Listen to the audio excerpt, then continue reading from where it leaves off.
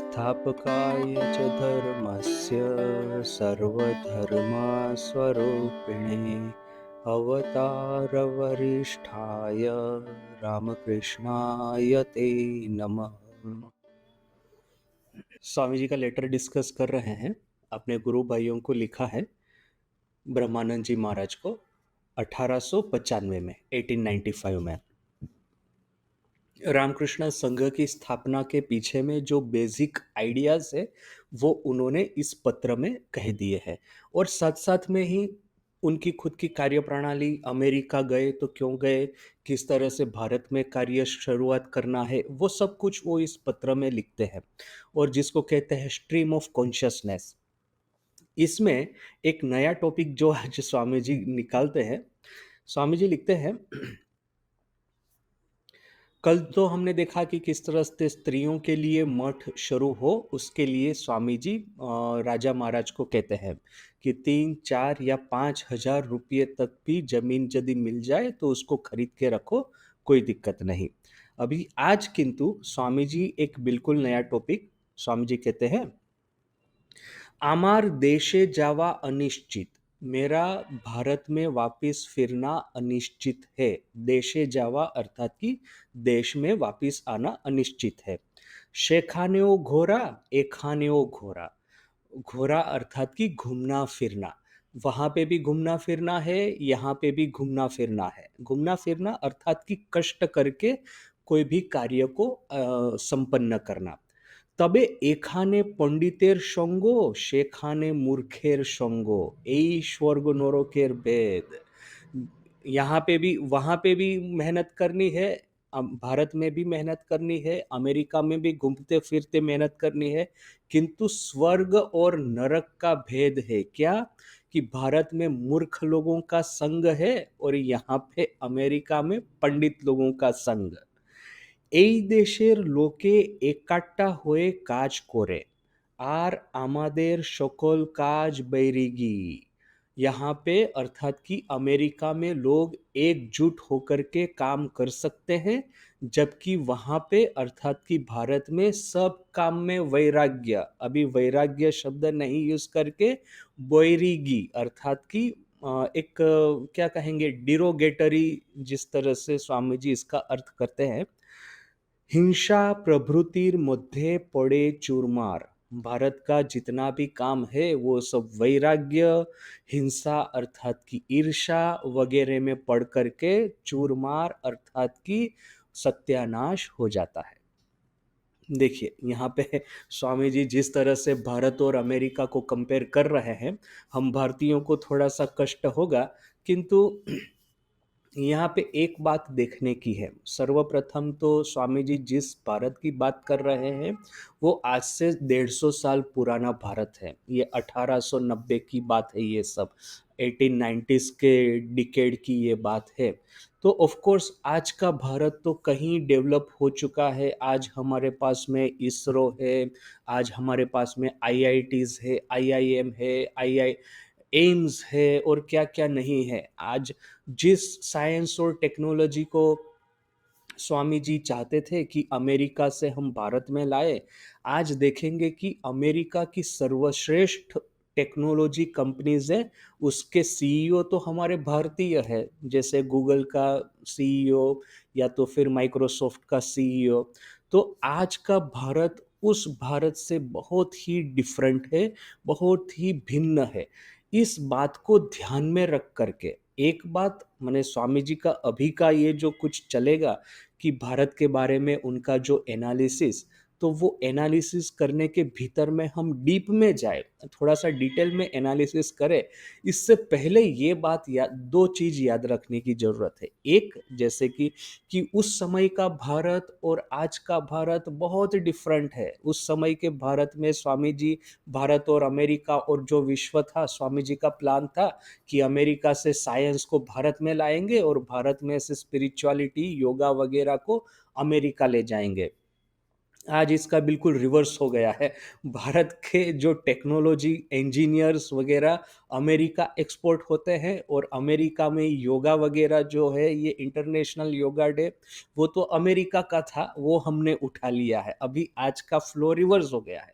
तो ये एक चीज। दूसरा कि राष्ट्र प्रेम की बात आती है, तो स्वामी जी जैसा और कोई नहीं। हम लोग भले ही चाहे अपने को कितना ही पेट्रियोट करके बुलाते हो, किंतु पेट्रियोटिज्म या तो कोई भी चीज के प्रति प्रेम सिर्फ शब्दों से व्यक्त करने से तो ज्यादा कुछ फर्क नहीं पड़ता। यदि हम उसके लिए कष्ट करें, उसके लिए परिश्रम करें, तब कहीं जाकर के पता चलता है कि उस चीज के लिए हमारा प्रेम या तो फिर हमारी चाहना कितनी गहन है। यदि कोई इंजीनियर होना चाहता है, यदि बोलता है कि हाँ मुझे इंजीनियर होना है, वो बोलता ही रहेगा। और दूसरा आदमी है कि दूसरा स्टूडेंट लड़का है कि दिन प्रतिदिन स्टडी करके अच्छे से मार्क्स ला करके आईआईटीज में एडमिशन लेगा। यानी कि शब्दों से बोलना और परिश्रम करके साधित करना, ये दोनों में फर्क है। हमारा पेट्रियोटिज्म बहुत समय तक तो शब्दों तक ही सीमित है, जबकि स्वामी जी का पेट्रियोटिज्म परिश्रम के लेवल तक गया था। जीवन संपूर्ण स्वामी जी ने दान कर दिया था। तो ये दो चीज को ख्याल में रख करके फिर स्वामी जी के हृदय की जो एक क्या कहेंगे भड़ास है, या तो फिर स्वामी जी के हृदय का जो दर्द है, वो हमारी नजर के सामने आ जाता है। स्वामी जी चाहते हैं कि भारत की उन्नति हो। स्वामी जी चाहते हैं कि भारत में लोग ऑर्गेनाइज्ड होकर के काम करें। किंतु जब उनकी, अभी ऐसा नहीं है कि स्वामी जी की प्रेरणा से चेन्नई है या कोलकाता है, ये दो अपने जो फर्स्ट प्राइमरी सेंटर्स थे भारत में, वहां पे काम चालू नहीं हुआ था, हुआ था। प्रॉब्लम क्या है कि स्वामी जी का जो विजन था, वो इतना लॉन्ग टर्म था कि उतना इतना रैपिडली ये लोग बेचारे काम नहीं कर पा रहे थे। इसलिए स्वामी जी थोड़े से बीच बीच में निराश हो जाते थे, और इस तरह से अपना दर्द व्यक्त करते थे। जैसे कि एक माँ अपने बच्चे के ऊपर में नाराज होकर के कहती है तो अरे ये तो महामूर्ख है, किसी काम का नहीं है। हालांकि माँ के हृदय में बच्चे के प्रति प्रेम है, और बच्चा भी माँ को जितना हो सके माँ की इच्छा के अनुसार स्टडी वगैरह करता ही होगा। किंतु माँ की एम्बिशन होती है ना, बहुत बड़ी एम्बिशन होती है, मेरे बच्चे के लिए मैंने ये राणा प्रताप है ना, कि ये आईआईटी का कोई इंजीनियर है, ऐसा कोई बड़ा हो जाए, ऐसी एक बड़ी एम्बिशन होती है। तो बच्चा यदि उसके साथ में कदम मिला करके नहीं चल सकता, तो माँ का दुख चल आता है। तो ऐसा ही स्वामी जी का इस तरह से दुख था। ऐसा नहीं कि भारत में कुछ नहीं था, किंतु स्वामी जी की जो अपेक्षा थी इतनी पावरफुल थी, इतनी स्ट्रांग थी, कि स्वामी जी के डिसाइपल उस अपेक्षा के अनुसार कार्य नहीं कर पाते थे, बोल करके स्वामी जी कभी कभी नाराज हो जाते थे। तो इस परिप्रेक्ष्य में ये बात अभी प्रारंभ होती है। कोई कोई स्वामी जी को कहते थे, मैंने इवन गांधी जी को पढ़ा है। गांधी जी का एक रेमिनिसेंस है यरवाड़ा जेल में। तो गांधी जी उस समय स्वामी जी को पढ़ रहे थे। तो किसी ने उनको पूछा कि स्वामी जी के बारे में आपका क्या मत है।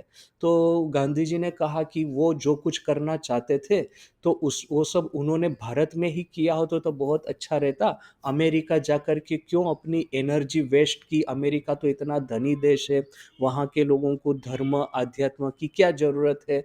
भारत में ही सब रह कर के गरीबों के लिए कार्य करते तो बहुत अच्छा रहता। ऐसा गांधी जी कहते हैं। तो गांधी जी का यहाँ पे मेरा खुद का जो ओपिनियन है कि यहाँ पे शॉर्ट साइटेडनेस है। पहली बात तो गांधी जी को खुद को लंदन में जाकर के, साउथ अफ्रीका जाकर के बहुत सारा एक्सपीरियंस और ट्रेनिंग लिया, तब कहीं जाकर के भारत में वो सक्सेसफुल सत्याग्रही के रूप में वो आए थे। तो वो तो गांधी जी का खुद का ट्रेनिंग बिना लंदन या बिना साउथ अफ्रीका किए सक्सेसफुल नहीं होता। दूसरी बात कि स्वामी जी के पास में जो रॉ मटेरियल था वो बहुत ही मिनिमम था। कौन स्वामी जी की बात सुन करके काम करेगा? ये एक जो भीतर में एक प्रचंड देश प्रेम की अग्नि जो प्रज्वलित होनी चाहिए, वो अग्नि तो बुझ गई थी। माने प्राय देश तो संपूर्ण रूप से निरुत्साह हो चुका था। तो कहीं जाकर के स्वामी जी अमेरिका जाकर के सक्सेसफुल हुए, तो पहली बार भारतीयों को ऐसा लगा कि हाँ, हम लोगों में ऐसा भी तो कोई एक है जो कि इन लोगों की जो सर्वोच्च सत्ता है, पश्चिमी देशों की सर्वोच्च सत्ता, अमेरिका, वहाँ जाकर के हिंदू धर्म का, वेदांत का विजय पताका लहरा सकता है? ऐसा एक बार खुमार, गर्व, एक अभिमान, अहंकार जागृत हुआ, तब कहीं तो जाकर के फिर ये देश प्रेम के बारे में बात करने की शुरुआत होगी। वरना वो भी मूर्ख, ये भी मूर्ख, ये केशव सेन जैसे लोग अमेरिका, ब्रिटेन, अमेरिका तो नहीं किंतु ब्रिटेन जाकर के इंडिया की, भारत की निंदा करके ही वे लोग वहाँ पे ख्यातनाम होते थे। तो भारतीय लोग किसको अपने लीडर के रूप में, अपने नेता के रूप में स्वीकृत करें? ये तो एक है, एक सही सही एक नेता जो कि विदेश में जाकर के भारत के गुणगान गा कर के उनको, उनके मुंह पे उनकी कमियां, कमजोरियां, उनकी जो प्रॉब्लम्स है, उनके मुंह पे उनको बता देना, कि अमेरिकन लोगों को कहना कि तुम लोग ये नश्वरवाद में इतने डूब गए हो, भौतिकवाद में, भौतिकता के इस जीवन में इतना डूब गए हो कि तुम लोगों को यदि योग वेदांत में आगे जाना है तो त्याग तपस्यामय जीवन जीना होगा। वहाँ पे उन लोगों के मुँह पे ये सब बोल देना कितनी कठिन चीज़ है। बाकी ये लोग बाकी सब जाते थे तो कहते थे, अरे हम लोग गरीब हैं, हम लोग भिखारी हैं, हमको पैसा दीजिए, आप लोग कितने धनी हैं, आप लोग कितने अच्छे हैं। माने जाकर के उनकी प्रशंसा करेंगे, हमारे देश की निंदा करेंगे। तो ऐसा एक जो एक था पूरा प्रवाह, उसमें स्वामी जी प्रवाह के विरुद्ध में चल रहे थे। पूरे देश को जागृत करना था, और देश उनकी इच्छा के अनुसार इतना रैपिडली जागृत नहीं हो रहा था, बोल कर के स्वामी जी के हृदय का ये दुख इस तरह के स्टेटमेंट्स के द्वारा हमारी नज़र के सामने आ जाता है। क्या कहते हैं स्वामी जी? हम, यदि कोई पूछता है, जैसे गांधी जी जैसे कोई लोग कहेंगे कि आप भारत में वापस आ जाइए, यदि आपको कुछ अच्छा कार्य ही करना है तो भारत में कीजिए, यहाँ पे अमेरिका में आप क्या कर रहे हैं? तो स्वामी जी रिप्लाई में कहते हैं, मेरा देश में वापस आना अनिश्चित है। वहाँ पे भी घूरना है, यहाँ पे भी चारों ओर फरते घूमते-घूमते मुझे कार्य करना है, अमेरिका में भी, भारत में भी। किंतु स्वर्ग और नर्क का भेद है, क्या है? वहाँ पे मूर्ख लोगों का संग है, यहाँ पे पंडित लोगों का संग। अर्थात कि वहाँ पे स्वामी जी का जो एक एक्सपीरियंस था, कि उनके जो एडवांस आइडियाज़ यहाँ पे भारत में 2 तरह के माने एक उस समय का जो मिडिल क्लास था, 2 तरह के जो एक डिवीज़न देखने को मिलते थे। एक लोग की एक तरह के थे कि बहुत ही ज़्यादा ऑर्थोडॉक्स, स्वामी जी जो भी कहेंगे, कहेंगे कि अरे ये तो हिंदू धर्म का भाग ही नहीं है, हिंदू धर्म में तो ये काला पानी क्रॉस करके विदेश में जाना, ये सब तो बड़ा ही गलत है। स्वामी जी जब, और ये शिव ज्ञान है, जीव सेवा, अर्थात कि ये जो ये समाज जिस तरह से ना कास्ट, जाति वगैरह में बँट गया है, तो सबको, जितने भी लोअर कास्ट है, जितने भी पद-दलित है, उन सबको हिंदू फ़ोल्ड के भीतर में, हिंदू समाज के भीतर में पुनः स्वीकृत कर देना। वहीं से जाकर के नया भारत के गठन की शुरुआत होगी। ऐसा नहीं होगा कि आपने ब्रिटिश लोगों से आज़ादी ले ली तो उसी से काम हो जाएगा। हम सबसे पहले तो ये एनालाइज़ करो कि गुलाम क्यों हुए? गुलाम हुए इसलिए कि जो ये नात, जात, ज्ञाति, ये कास्ट, ये सब में तो जो समाज बँटा है, अभी समाज बँटा क्यों? वो एक दूसरा क्वेश्चन है। स्वामी जी का अपना ओपिनियन ये था कि ये विदेशी आक्रमण होने की वजह से ये हुआ है। तो जो भी है, बँटा है समाज, ये फैक्ट है। तो जो बँटा हुआ समाज को इकट्ठा करना, ऑर्गेनाइज़ करना, जो कि हिंदू धर्म के बाहर में जिनको कि फेंक दिया गया है, उन सबको हिंदू धर्म के भीतर में इक्वल सिटीज़न के रूप में स्वीकृत करना। ये है सबसे पहला कदम आज़ादी की ओर का, स्वतंत्रता की ओर का सर्वप्रथम कदम ये है। दूसरा है कि विदेश में जाकर के किस तरह से ये लोग एडवांस हो रहे हैं। वहाँ की इंडस्ट्रियलाइज़ेशन की जो मेथड्स है, उसको स्वीकार करके, सीख करके भारत में ला करके उसको भी यहाँ पे इम्प्लीमेंट करना। जैसे कि जमशेदजी टाटा, जैसे कि ये शरत चंद्र चक्रवर्ती, दोनों को स्वामी जी ये एडवाइस देते हैं। जमशेद जी टाटा को कहते हैं कि ये कोई कॉलेज या तो फिर ये यूनिवर्सिटी होनी चाहिए जिससे कि ये लोग आधुनिक शिक्षा प्राप्त कर सके। और बाद अपने लेटर्स में भी वो लिखते हैं कि ये देखो, ये मर्चेंडाइज जो है, ये ब्रिटिश लोगों का क्या था कि purchase from the cheapest market and sell in the dearest market, अर्थात कि जहाँ पे जो चीज़ आपको सस्ती मिलती है वहाँ से वो ले लो, और वही चीज़ को जहाँ पे सबसे ज़्यादा महंगाई उसकी कीमत होती है ज़्यादा, वहाँ पे उसको बेचो। जैसे कि सिल्क या स्पाइस या तो फिर मसाला, तो ये स्पाइस, ये जो स्पाइस आइलैंड है नो साउथ ईस्ट एशिया के, वहाँ पे सबसे सस्ते मिलते हैं, तो वहाँ से खरीदो, और यूरोप में सबसे महंगे बिकते हैं तो यूरोप में जाकर के बेचो। ये मर्चेंडाइज नहीं, अभी आज का युग है मैन्युफैक्चरिंग का, इंडस्ट्रियलाइजेशन का। तो स्वामी जी ये इसको भी सलाह देते हैं, शरद चंद्र चक्रवर्ती को, ये जमशेद जी टाटा को पत्रों में भी लिखते हैं कि इंडस्ट्रियलाइजेशन को अपनाओ, और ये साइंस और टेक्नोलॉजी डेवलप करने के लिए सेंटर्स फॉर हायर लर्निंग, ये यूनिवर्सिटीज़ वगैरह स्टार्ट करो।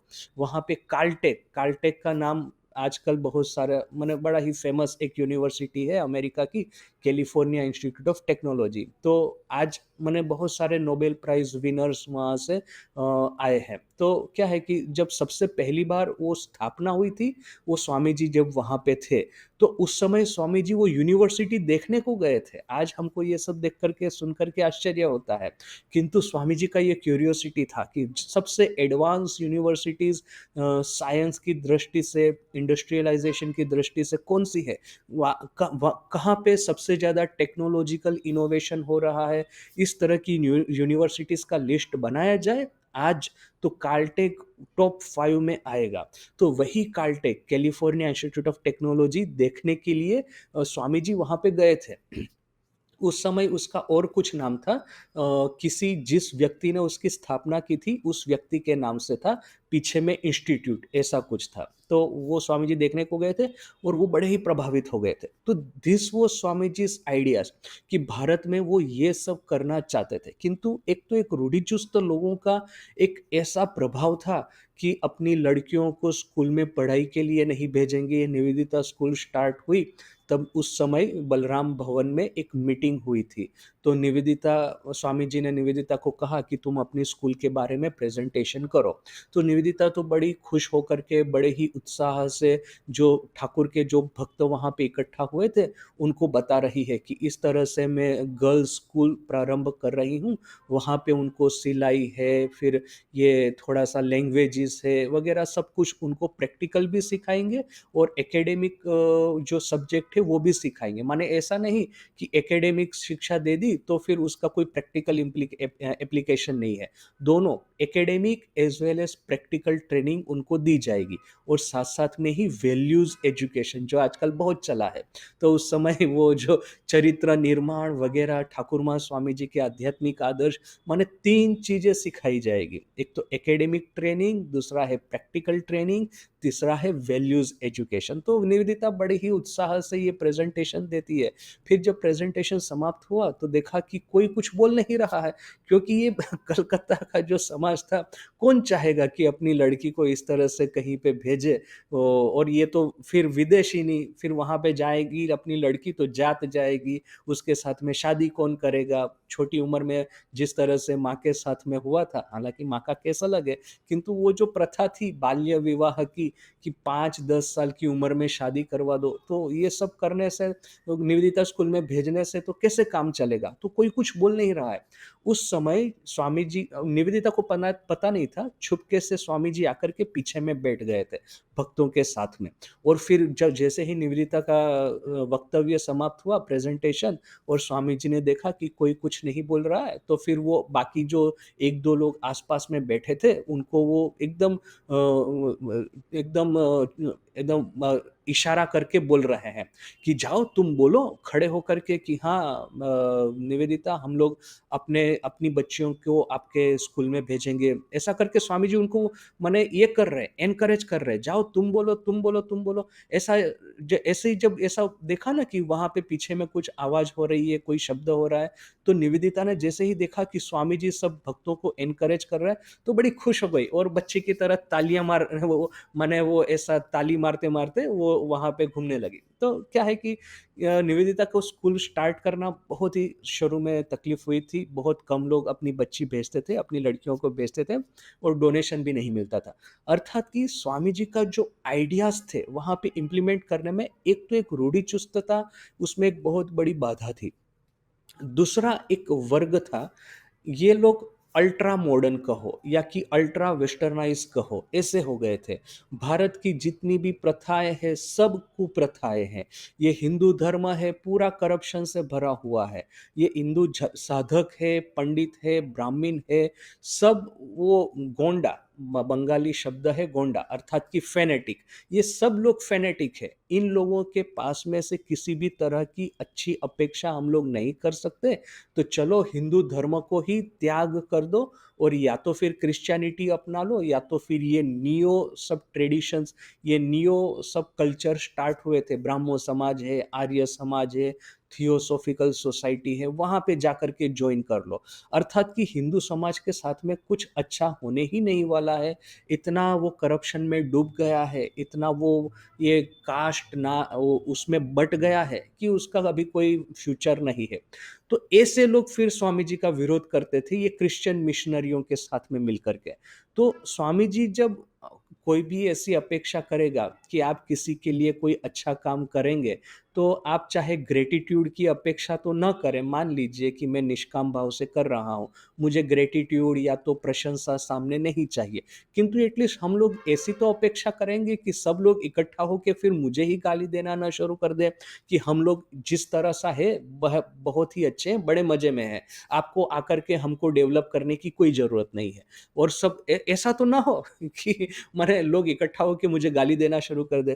तो स्वामी जी के साथ में ऐसा हुआ था। यहाँ पे एक रूढ़िचुस्त लोगों का एक दल था, जो कि स्वामी जी को क्रिटिसाइज़ कर रहा था। यहाँ पे एक अल्ट्रा वेस्टर्न लोगों का एक दल था, जो कि ये ब्राह्मो समाज जैसी मूवमेंट, रिफॉर्म मूवमेंट्स के साथ में जुड़ कर के या तो फिर क्रिश्चियन होकर के, आउटराइट क्रिश्चियन होकर के उन्होंने ये कहना शुरू कर दिया था। तो ये दोनों दल स्वामी जी का विरोध कर रहे थे। इसीलिए स्वामी जी यहाँ पे कहते हैं, मेहनत तो मुझे भारत में भी करनी है, मेहनत तो मुझे अमेरिका में भी करनी है। किंतु इस दोनों में स्वर्ग और नर्क का भेद है। भारत में मूर्खों का संग है, अर्थात कि मूर्खों के साथ में काम करना है। यहाँ पे पंडितों का संग, अर्थात कि विद्वान लोगों के साथ में काम करना है। देखिए, आज हम लोग एक थोड़ा-सा इमेजिन करके देख लीजिए। Swami ji is an completely unknown person. उनको कोई पहचानता नहीं था। बिल्कुल वो पहने हुए कपड़े लेकर के वो वहाँ पे गए थे और जैसे ही गए वहाँ पे देखा कि वो मिसेस हेल, उन्होंने देखा कि अरे! ये एक यंग लड़का यहाँ पे ठंडी में पड़ा हुआ है रास्ते पे, तो उसको उनके हृदय में दया आई और अपने घर में ले आए। घर में 3-4 जवान लड़कियाँ हैं। अभी अब ऐसा कौन होगा, कौन-सा ऐसा परिवार होगा जिसमें परिवार में 4 जवान लड़कियाँ हैं और एक अनजाने मर्द को, एक अनजाने पुरुष को अपने घर में आमंत्रण करके अपने घर में उनको आश्रय देता है। ऐसा कौन-सा परिवार होगा? किंतु देखिए कि ये लार्ज हार्टेडनेस अमेरिका के कुछ परिवार में तो थी। ऐसा नहीं है कि सभी परिवार ऐसे होते हैं, किंतु कुछ-कुछ परिवार तो ऐसे थे, जहाँ पे जैसे कि ईश्वर स्वयं निवास कर रहे हैं। जहाँ-जहाँ पे भी स्वामी जी जाते हैं, बिल्कुल अनजाने भारत से गए हैं, पुरुष है, किंतु जहाँ पे स्त्रियाँ हैं, वही उनको सबसे ज़्यादा आवकार देती है, वही जाता और सबसे ज़्यादा उनको वेलकम करती है। उनके माने हम सोच भी नहीं सकते कि इस तरह से विदेश के कोई देश में स्वामी जी को इस तरह से आमंत्रण, ये उनको फिर इस तरह से वेलकम मिल सकता है। तो वहाँ पे और सिर्फ़ ये नहीं कि वो उनको वेलकम करते हैं, ये जो कि जो डॉक्टर बेरोज़ थे या तो फिर हेनरी राइट थे, जिन लोगों ने स्वामी जी की टैलेंट को पहचाना और स्वामी जी की टैलेंट को प्रमोट करना स्टार्ट किया। ये जो डॉक्टर हेनरी राइट, ये जो देखिए कि स्वामी जी के लिए वर्ल्ड पार्लियामेंट ऑफ रिलीजन में जाने के लिए उनके लिए इंट्रोडक्शन लिख देते हैं। तो क्या लिखते हैं उस इंट्रोडक्शन में? To ask Swami his credential is like asking the ask Swami his right to speak in the World Parliament of Religion is like asking the sun his credentials to shine। Swami ji को वर्ल्ड पार्लियामेंट ऑफ रिलीजन में बोलने के लिए योग्यता क्या है, ये पूछना ऐसा पूछने के बराबर है कि सूर्य प्रकाशमान हो रहा है तो किस योग्यता से प्रकाशित हो रहा है। माने किस पोएटिक एक, माने वहाँ के न्यूज़पेपर्स देखिए, जहाँ पे भी जाएंगे। हार्वर्ड में गए थे। Harvard is one of the greatest universities in the world. आज उसका स्टैंडर्ड थोड़ा सा गड़बड़ हो गया है, किंतु फिर भी एकेडमिक दृष्टि से देखें तो it is still one of the best universities. तो इस हार्वर्ड में स्वामी जी को इंडोलॉजी का चेयर ऑफर किया गया था, ये संस्कृत स्टडीज़ का चेयर ऑफर किया गया था। माने ये लोग समझते हैं कि स्वामी जी की वैल्यू क्या है। स्वामी जी भारत में घूम रहे थे, ये गुजरात, राजस्थान, वहीं पे उनको बात बात में कहा गया कि स्वामी जी आपकी जो टैलेंट है उसका रियल रिकॉग्निशन पश्चिमी देशों में ही होगा, यहाँ पे नहीं होगा। आप वहाँ पे जाइए और वहाँ पे जो आप काम करेंगे उसका जो इम्पैक्ट है, that impact will multiply 100 times in India. Bharat में आप जितना भी काम करेंगे ना तो लोग आपको वैसे ही तुच्छ ताच्छल्य कर देंगे, किंतु विदेश में यदि आप सफलता प्राप्त करते हैं, सक्सेसफुल होते हैं, तो हम लोग विदेश की सभ्यता से इतने प्रभावित हो गए हैं कि जैसे ठाकुर कहते हैं ना कि एक बार गांव में कहीं पे भोजन समारोह हुआ, तो क्या होता है कि सबसे पहले तो ये जमींदार है, धनी व्यक्ति है, उनको पहले खाना खिला दिया गया और उसके बाद में ये जो किसान वगैरह, लेबरर्स वगैरह जो है उनको आहार के लिए बिठाया गया। तो अब अभी जब ये किसान लोग बैठे हैं खाना खाने के लिए, तो किसी ने अचार दिया। तो ये लोग बोल रहे हैं कि अरे ये क्या है, अचार किस चीज का नाम है, या तो फिर किस तरह का ये होता है। तो जो परोस रहा था उसने कहा कि अरे ये तो जमींदार लोगों ने भी इसको खाया है। तो किसान लोग बड़े ही खुश हो गए, अच्छा तो जमींदार ने इसको खाया है तो हमको भी दे दो। अर्थात कि माने बड़े लोग जब इसको स्वीकृत करते हैं तो निश्चय उसमें कुछ तो सार होना ही चाहिए। तो वैसे ही जब अमेरिका वासी और ब्रिटेन वासी इनकी स्वामी जी की प्रशंसा करते हैं, उनके बारे में अच्छी बातें करते हैं, मतलब स्वामी जी में कुछ तो अच्छा होना ही चाहिए। भले ही चाहे मुझे कुछ समझ में आए ना आए, किंतु स्वामी जी अच्छे हैं, he is better than the most. तो अमेरिका में या तो ब्रिटेन में जो कार्य होगा, इसका 100 टाइम्स इम्पैक्ट भारत में होगा। ये बात स्वामी जी को वहाँ पे बताई गई थी और स्वामी जी ने इसको अनुभव भी किया, अनुभूति भी हुई कि वहाँ पे कोई भी आप अच्छी बात करेंगे। माने स्वामी जी कहते हैं कि भारत में यहाँ पे कोई कोई लोग आते हैं ना, तो कोई कोई लोग आकर के इस तरह से लोगों को प्रभावित करने का या तो पैसा बटोरने का प्रयास करते हैं, भारत की निंदा करके कि अरे भारत में तो विधवा विवाह नहीं होता, बचपन में बाल्य विवाह होता, चाइल्ड मैरिज होता है, वो विडो मैरिज नहीं होता, रीमैरिज नहीं होता, ऐसा करके कुप्रथाएं इतनी इतनी है।